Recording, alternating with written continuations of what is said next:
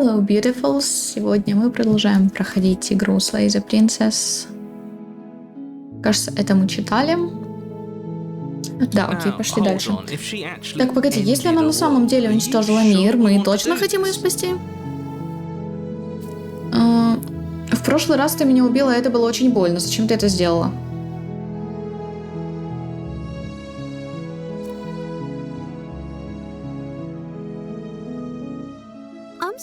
Извини, разве ты не этого хотел? Да ну как тебе сказать? Он не думает, что хотел, что ты его убила, конечно. Я хотел... Мы предупредили ее о том, что нашим телом завладела жестокая сила, то есть практически попросили ее убить нас. Наша возлюбленная проявила сострадание и решила избавить нас от тяжкой доли. Так было лучше для всех нас.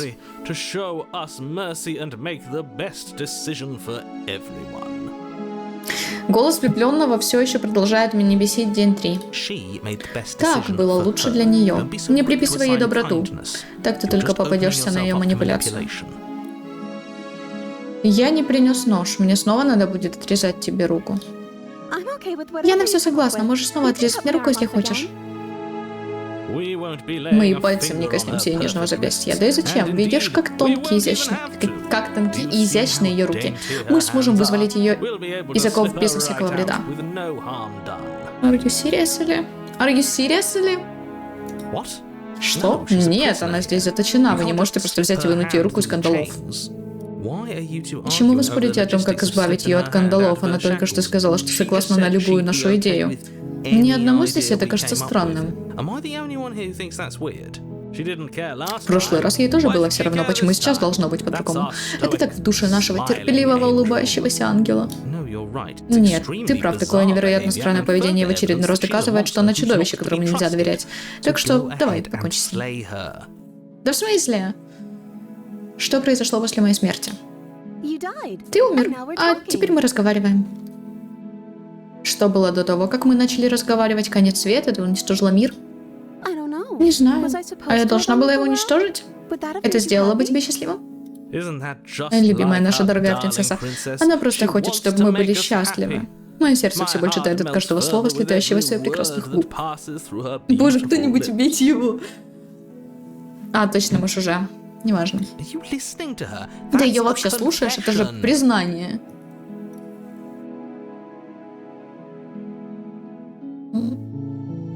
Если честно, этот мир полное дерьмо, а люди в нем зараза. Надеюсь, конец, который ты для них выбрала, был медленным и ужасным. В принципе, плюс-минус, ну ладно. Нет, я не желаю гибели этого мира. Тогда я его не уничтожила. Не уничтожила. Видишь? Ни в чем не призналась. Она воплощение невинности. Что-то я в этом не уверен.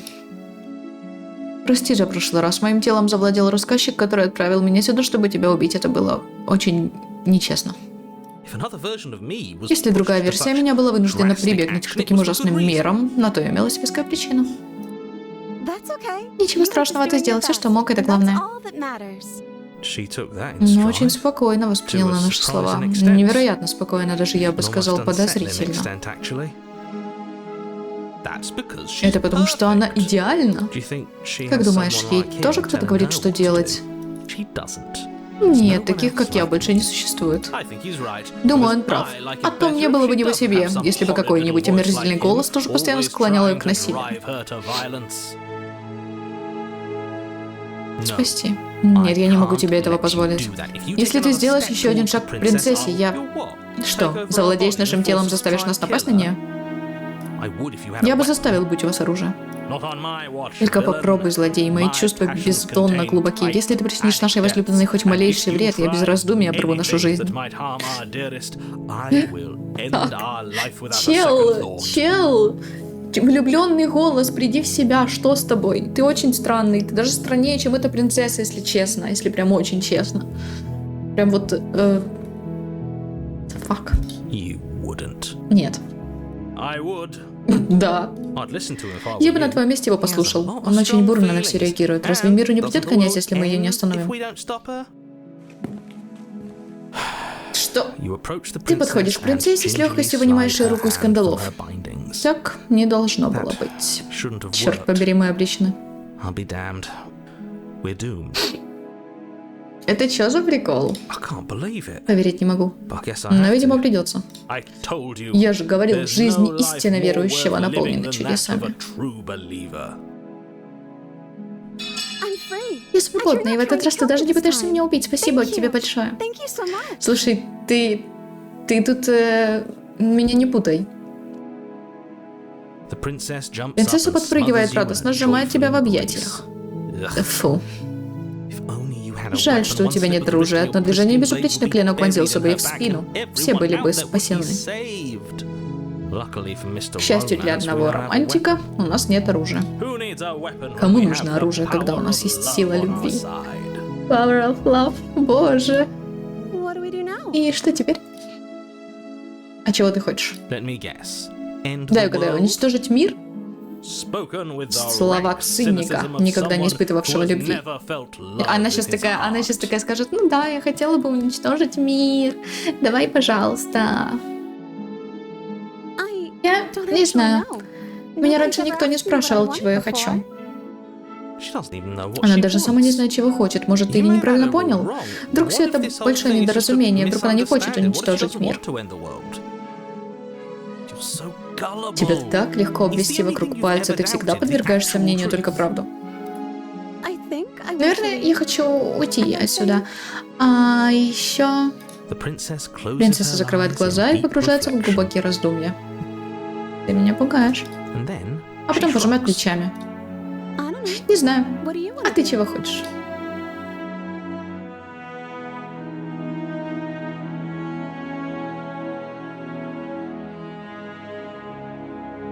Если хочешь уйти, давай уйдем. Отличный план.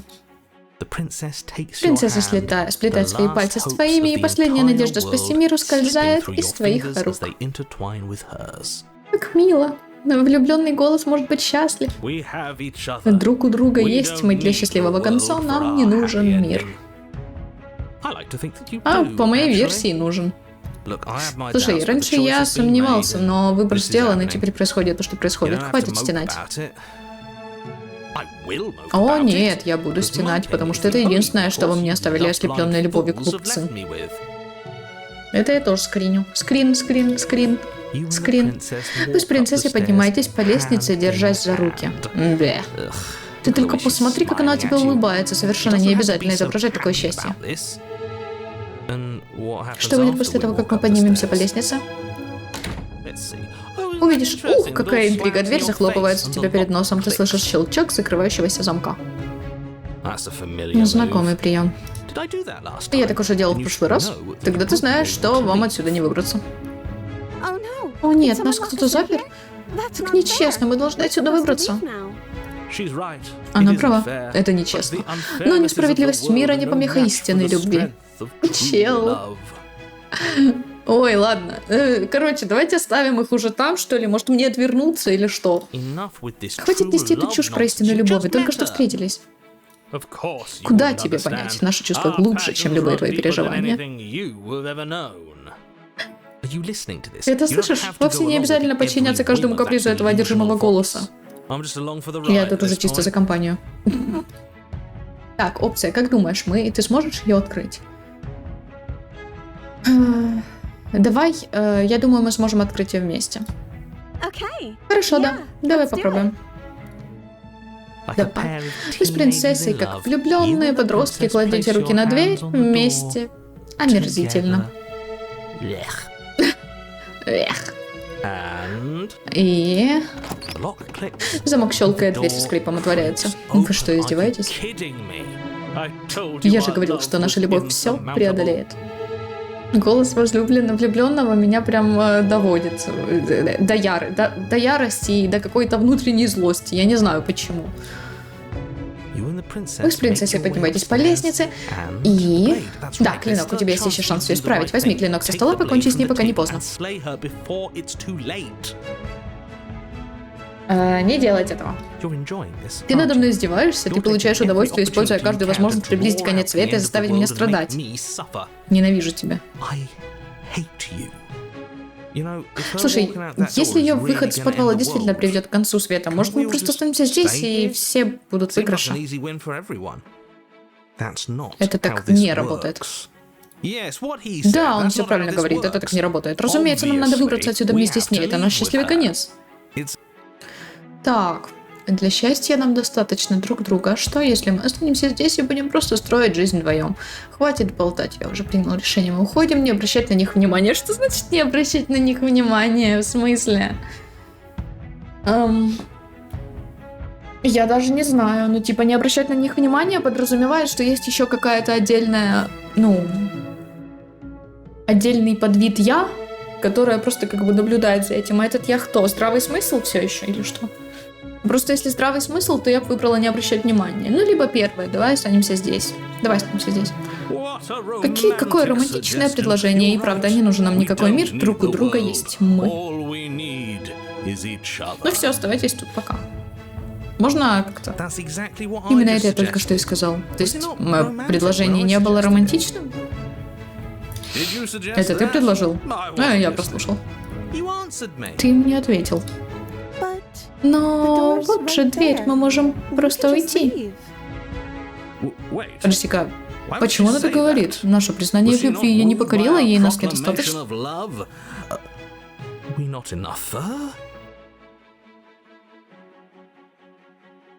Я только сейчас заметила, что ее руки на самом деле вот здесь вот очень странно нарисованы сейчас. Это потому, что ей намеренно сделали руки меньше сейчас, потому что они прям, если приглядываться, если прям вглядеться в это, на фоне ее тела, они кажутся такими, как лапки куриные, типа, ладно, неважно.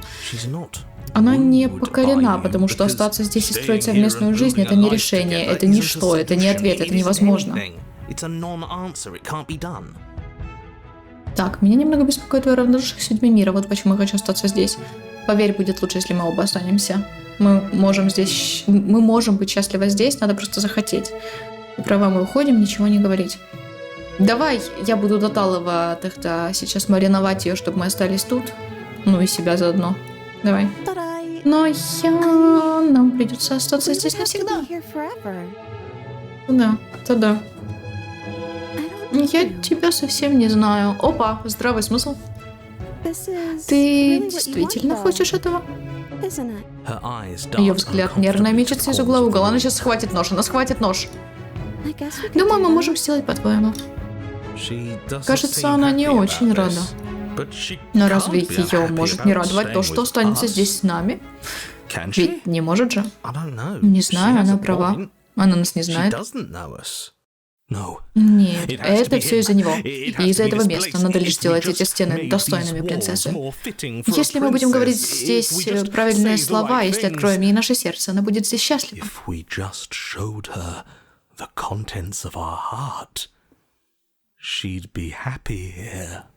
Этот голос становится каким-то маниакальным.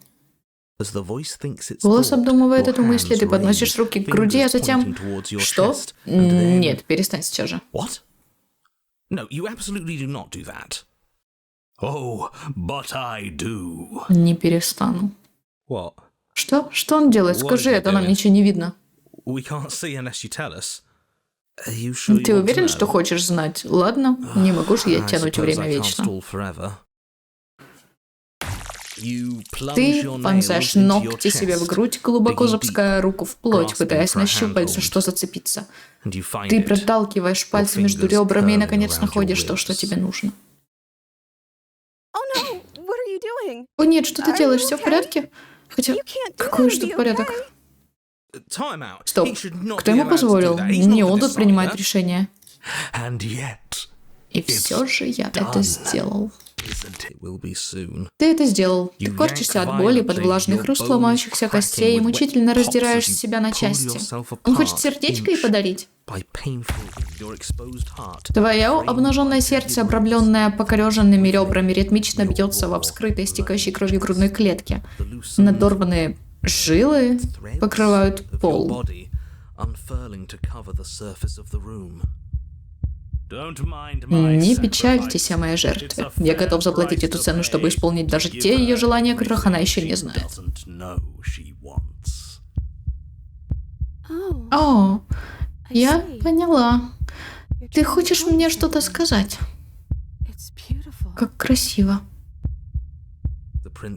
Принцесса завороженно тянется к твоему бьющемуся сердцу, и тут все погружается в темноту. И мы умираем? Окей. Классно. Спасибо. Эпилог долго и счастливо. Вот? Какой эпилог, извиняюсь, типа? Ты стоишь на лесной тропе. Дружище, оглядись, мы уже в избушке. Что? Ты уже... О. И правда. Как ты узнал про избушку? Я же только начал. До нее в моем выступлении еще добраться надо. Мы здесь уже были, то есть не прямо здесь. Слушай, я уверен, ты и сам все знаешь. В прошлый раз ты был в курсе про наше перерождение. Уймись. Он явно потерян. Опа, голос подхалима. Похоже, для него это полная неожиданность, так что полегче на поворотах. Сохранюсь. Я хочу сохраниться где-нибудь... вот. Голос подхалима — это что-то новое. А вот и он, наш новый постоялец. Поприветствуем. Спасибо, я рад, что оказался здесь. Ладно, хорошо, я понял, вы здесь уже были. Это очень плохо. Разве вы не понимаете, единственная причина, по которой вы попали сюда снова, это полный провал в том, откуда вы пришли.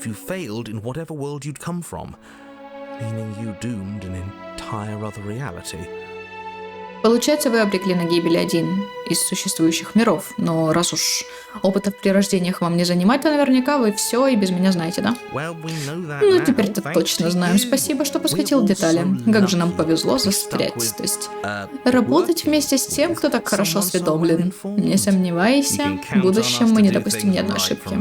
Мне интересно, а голос влюбленного исчез? Так, я перехожу к описанию пространства. Убранство избушки напоминает зал дворца. Вдоль стен, стройным рядом, выстроились огромные арочные окна. Свет, проходящий сквозь витражи, разукрашивает каменный пол разноцветными узорами. А, кстати, только заметила, тут эта принцесса нарисована, по-моему, на витражах.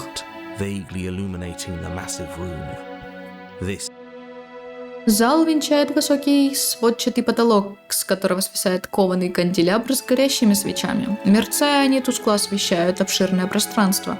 Это обитель, достойная королей и королев. Перед тобой должен лежать клинок. Его нет? Мне это не нравится. Так, какая разница, есть клинок или нет? В прошлый раз он нам не пригодился, а в первый раз она с его помощью вообще нас прикончила. Кстати, а где голос влюбленного? В прошлый раз он был с нами, молчание не его конек. Точно. Он был любитель поговорить. Как он вообще? Если честно, без него даже лучше. Но мне придется считаться с его мнением. К тому же, это из-за него мы опять вляпались по полной. Правда, что ли? Раз уж твой непутевый товарищ исчез, я начинаю думать, что на тебе рано ставить крест. Почему никто из вас не обращает внимания на зеркало? А на что тут обращать внимание? Обычное зеркало. Это какой-то розыгрыш? Нет здесь никакого зеркала. Есть только витражные окна, пустой стол, где должен лежать только клинок и дверь в подвал. О, прошу прощения, вот поэтому я не обратил на него внимания. А вот я его вижу, как и в прошлый раз. Молодчина, у тебя очень острое зрение. Есть зеркало, нет зеркала, какая разница? Если хочешь попасть в подвал, иди в тот конец зала, больше некуда. Ну что, вперед? Нет, что насчет клинка тоже. Вот это я понимаю аргумент. Какой толк от клинка, ты прав. Мы прекрасно обойдемся без него, он все равно не играет никакой роли. Он играет важную роль. Клинок — твое орудие, он понадобится, если ты хочешь все сделать правильно. И раз ты оказался здесь в очередной раз, значит, допускал ошибки. Но его же здесь нет. Нам даже выбраться не из чего. И что теперь делать? Выбрать не из чего, извиняюсь. Я не знаю. Уверен, мы его еще увидим, иначе быть не может. Клинок — это неотъемлемая часть этого места, кажется. Как минимум, он крайне важен. Окей, подойти к зеркалу. Ты пересекаешь комнату, останавливаешься прямо перед дверью в подвал. Ты все думаешь, что там зеркало, просто протяни руку и пошари ею, наткнешься на дверную ручку. Ну что, посмотрим на свое отражение, вдруг в этот раз оно не исчезнет. Я хочу. Ты подаешься вперед, рука машинально хватается за ручку двери. Так я и думал. Потом ты одним толчком открываешь дверь. Замечательно, можем идти дальше. Кажется, что лестница в подвал ведет вовсе не в подвал. Вместо этого она поднимается наверх. Ступени застелены роскошным ковром с мягким и приятным ворсом. Если принцесса здесь живет, убийство будет актом... Нет, эта формулировка не годится. Здесь хорошо и даже помпезно. Твои действия в прошлых жизнях привели к последствиям, которые совершенно выбили меня из колеи. И мне это совсем не нравится. Не волнуйся, босс. Ты отлично справляешься. Это не так. Ну, спасибо на добром слове. Если эта обстановка выбила тебя из колеи, так, может, нам и не нужно убивать принцессу-то? Очень даже нужно. То, что она живет в прекрасном доме, еще не значит, что она не представляет угрозы для всего сущего. Такова ее натура. Ее голос нежный, слегка усталый, и доносится до тебя из комнаты наверху. Ты дома. Ужин готов. Мне ужасно любопытно, что ж такого случилось в прошлый раз, но я воздержусь от расспросов. Чем больше мы думаем, тем хуже это отражается на реальности. Чего ты такой нервный? Все же здорово, гораздо лучше, чем было раньше. Я бы с удовольствием поужинал. Ужин — это здорово. Не могу с ним не согласиться, босс. Все же здорово чего переживать. В этом-то и проблема. Здесь не должно быть здорово. Она вообще не должна быть пленницей. Должна быть пленницей. Мне лучше замолчать. Ни слова больше, иди уже наверх.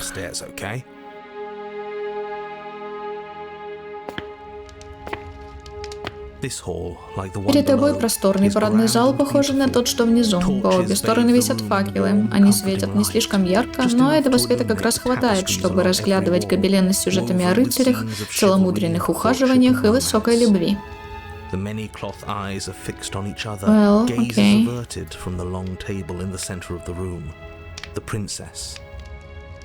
Одни глаза на узоре неотрывно смотрят в другие, и мне дело до длинного стола, в дальнем конце которого сидит принцесса. В свете факелов поблескивает твой безупречный клинок. Он покоится на груди принцессы, свисая с золотой цепочки, словно кулон. Вот он где. Он даже лежит так, что его кончик указывает прямо на сердце. Все ясно. Пазл потихоньку складывается. Тебе остается лишь подойти к ней, слегка надавить, и мир спасен. Проще простого. Это и правда очень просто выходит. Незачем торопиться. Ты пришел. Наконец-то мы можем начинать быть счастливыми. Не хочешь присесть? Ты, наверное, устал стоять. Не успевает принцесса закончить, как огонь в факелах ярко вспыхивает, а стул за тобой с силой задвигается, сбивая тебя с ног. Тебя насильно усадили во главе стола. Так ведь лучше, правда же так лучше?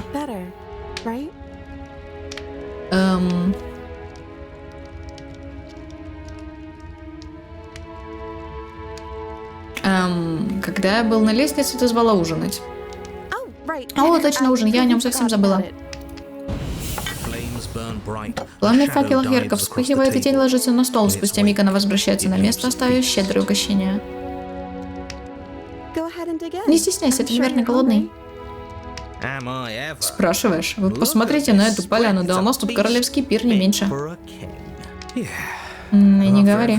Да и после всего, что мы пережили, подкрепиться бы не помешало. Нет, мы просто обязаны подкрепиться.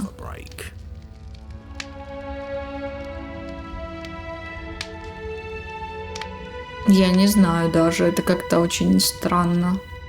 Мне кажется, будет правильным отказаться от еды, но я все-таки поем. Потому что в любой непонятной ситуации ешь. Ты принимаешься за ужин, и принцесса следует твоему примеру. Даже во время еды с ее лица не сходит мягкая улыбка. Ты не ожидал, что еда на столе кажется настолько вкусной. Изысканные блюда, соусы, хлеб, жаркое. Что бы ты ни отведал, твои вкусовые рецепторы торжествуют. Мясо такое нежное и сочное, легко отделяется от костей, тает во рту, распадаясь на столько вкусов, что ты не способен оценить все их богатство. Рядом с тобой кубок с божественным нектаром, сияющий, словно горсть бриллиантов. Ты осушаешь его, и он наполняется снова. Что может быть лучше? Это лучшая трапеза в твоей жизни. Видать, последняя. Но ужин окончен, а ты чувствуешь себя таким же голодным, каким был в начале. Все было идеально, правда? Надо бы повторить. Тень в ту же секунду мечется на стол, упирает грязную посуду, накрывает вновь. Стол опять ломится от всевозможных явств. Еда, как и первый раз, очень вкусная. Ты жадно впиваешься зубами в мясо с хрустящей золотистой корочкой, уплетаешь пикантные соусы, обмакивая в них свежий хлеб и попиваешь из кубка божественный нектар. Но все это ты уже делал. Мы вкусно поели, что вам еще надо? И нам даже не пришлось мыть за собой посуду. Меня абсолютно все устраивает. Ужин вновь заканчивается, а ты чувствуешь себя таким же голодным, каким был в начале. Ты тоже так и остался голодным? Понимаю, что в этот раз еда была не такой вкусной, как первый, но давай повторим еще разочек. Дадим ужину еще один шанс, и тогда все точно будет идеально. Тень снова бросается на стол, убирает грязную посуду с объедками, расставляет новые блюда, и вы ужинаете еще раз. Мясо вкусное, хлеб вкусный. Ты пробуешь гарниры, тоже ничего. Ты осушаешь кубок, но больше не чувствуешь божественного аромата. Вместо этого напиток оставляет у тебя на языке горькое послевкусие. Ты ставишь кубок на стол, он снова наполняется, но ты больше не пьешь. Ну, мы хоть поели, глупо ожидать, что все всегда будет идеально. Главное, мне пришлось готовить самим. Еда всегда вкуснее, когда грязную работу выполняет кто-то другой. Уверен? Мне показалось, что вкус наоборот испортился. При этом мы даже пальцем не пошевелили. Качество еды не имеет значения. Ужин окончен, а ты чувствуешь себя таким же голодным, каким был в начале. Снова. Нет, с едой что-то было не так, хотя, может, это я как-то не так ела. Но ведь еда такая же, как и в первый раз. Она не должна быть невкусной.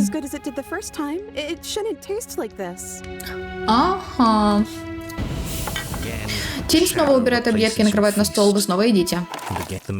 Мясо жирное, хлеб настолько черствый, что его невозможно жевать, к вялым овощам вы даже не притрагиваешься. Напиток в кубке источает приторно-сладкий аромат, от которого хочется зажать нос. Я так устал есть. Ну, все равно не пришлось ни платить, ни убирать. Круто же, каково я обманываю. Сперва мы пировали как короли, а под конец наелись как свиньи. У тебя хотя бы остались воспоминания о том, как прекрасна была еда в первый раз, уже неплохо. Это меня так утомило. Не успевает она произнести эти слова, как один из факелов на стене начинает мерцать, а потом полностью затухает. Что это? Я что-то не так сделала? Меня такой расклад не устраивает. Я не хочу сидеть в полутьме, это удел неудачников. Я хочу сидеть в хорошо освещенном просторном зале, где отлично видно мою прелестную королеву.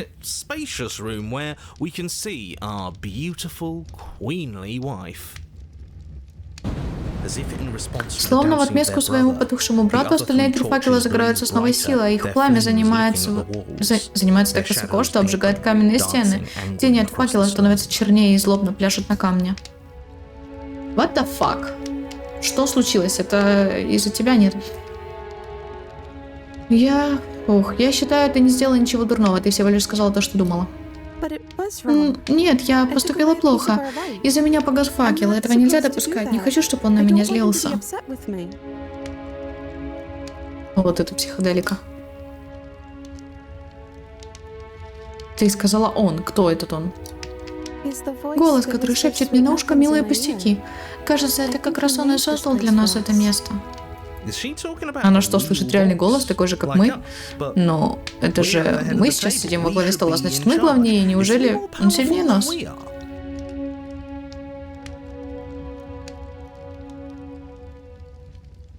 Что это за место? Это наш счастливый конец. Все, как ты и просил. Здесь есть все, о чем только можно мечтать. Мы поели, что теперь? Не знаю, может, сыграем в настолку? Настолку? Давай. Какую? Я жду, давай. Давай играть. Факелы вспыхивают, тень приходит в движение. От плясов на столе она оставляет за собой затейливую настольную игру с изящными фигурками и красочными картами. Правила игры интуитивно понятны и простые. Давай просто начнем, а дальше разберемся. Так ведь интереснее, да? Отлично, правила в комплект не входят. Значит, можно выдумать их на ходу. Вот это по мне. Не волнуйтесь, по части мухляжа и эксперта ничего не заметит.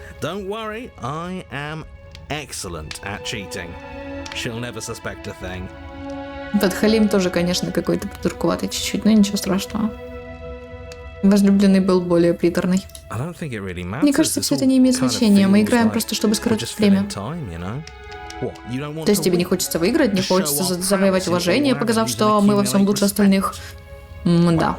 Если бы не я, тебя бы ждал полный провал. Скажи спасибо, что я здесь.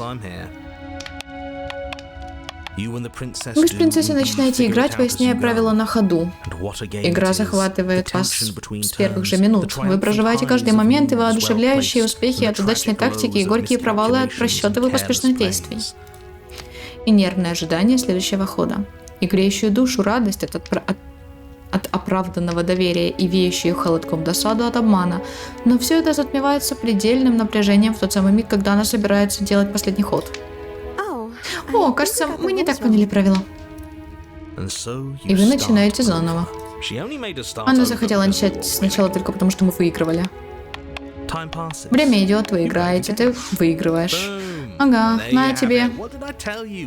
Говорил же, настолки мы второе имя. Мне дали ачивку победить в игре с помощью манипулятора, кажется, что такое.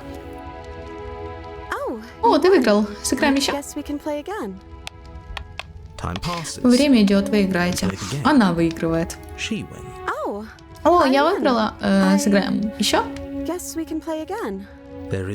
Повисает долгая пауза, игра не начинается заново. Играть уже не так весело. Ты без меня понимаешь, что это не... Ой. Еще один факел начинает гаснуть, и принцессу одолевает страх. Стой. Может, было слишком просто? Может, стоит добавить больше правил, карт и фигурок, чтобы снова стало интереснее? Да, игра была какая-то слишком уж легкая. Усложним, и интерес вернется. The fuck? Тень снова ложится на стол, на нем появляются дополнительные, более замысловатые фигурки, а правила немного усложняются. Вы с принцессой принимаетесь играть заново, погружаясь в незнакомые ранее тонкости игры. Игра снова захватывает вас, вам почти так же весело, как и в первый раз. Факел, который едва не погас, разгорается с новой силой. Но вскоре вы привыкаете к новым правилам, а чувство притупляется. Вами медленно овладевает тягостное оцепенение.